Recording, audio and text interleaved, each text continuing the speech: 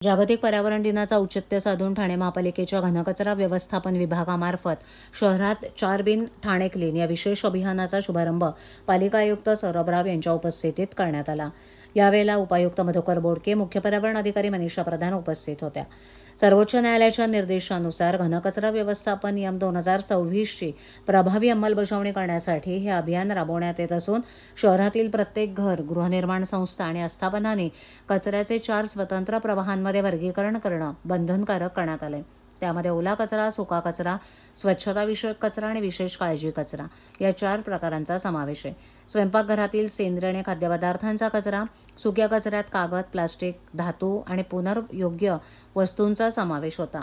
स्वच्छताविषयक कचऱ्यात diapers, sanitary napkins इत्यादी वस्तू येतात, तर विशेष काळजी कचऱ्यात जुन्या बॅटऱ्या, मुदत संपलेली औषधं, syringe, pet can, bulb, tubelight सारख्या संवेदनशील वस्तूंचा समावेश आहे।